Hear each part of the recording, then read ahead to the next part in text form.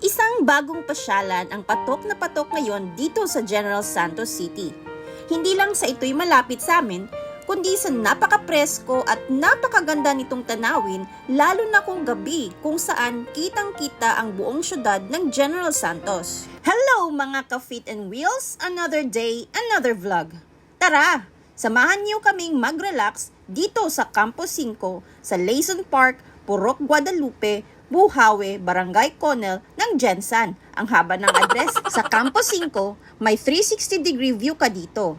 Makikita sa isang parte ang mga bukirin at sa isang bahagi naman matatanaw ang syudad ng Gensan.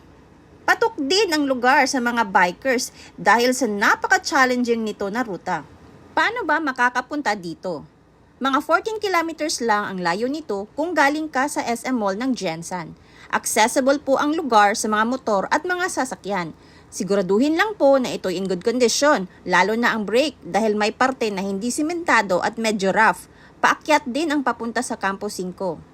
Pwede nyo ring lakarin if type nyo mag-hike para may kasama ng exercise. May entrance fee na 30 pesos ang Campo 5 at may kasama na itong bottled water. Find your place na agad pagpasok. May mga libreng upuan pero limitado, kung kaya panigurado, magdala ng picnic mat or folding chair if gusto nyo tumambay dito. Depende sa trip nyo, pwede kayo tumambay hanggang 12 midnight or mag-camping sa halagang 150 pesos kada tao, pwede na kayong mag-set up ng tent. Paano kung magutom at walang baong pagkain? No worries! Meron silang tindahan dito. Pwede kayong umorder ng kape o mga pagkain na available sa kanilang tindahan. Sa halagang sakto lang, of course. Paano naman kung nalalamigan? Oy, bala kayo dyan, oy! Hug yourself! Kaya kung magpapagabi kayo dito, dala kayo ng jacket panigurado. Best time to visit the place is in the afternoon until evening para kita niyo ang sunset at ang transition ng syudad from a very relaxing day view to a very fantastic city light view. O diba?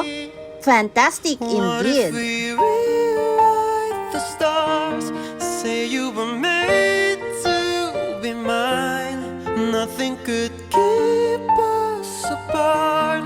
You'd be the one I was meant to find. It's up to you and it's up to me. No one could say what we get to be. What if we rewrite the stars? Maybe the world could be. So what are you waiting for? Charing! Isama na sa plano ang pagbisita sa Campo 5. Kung ikaw ay nakaabot sa parteng ito, thank you very much sa iyo. Hanggang sa susunod naming vlog, see ya!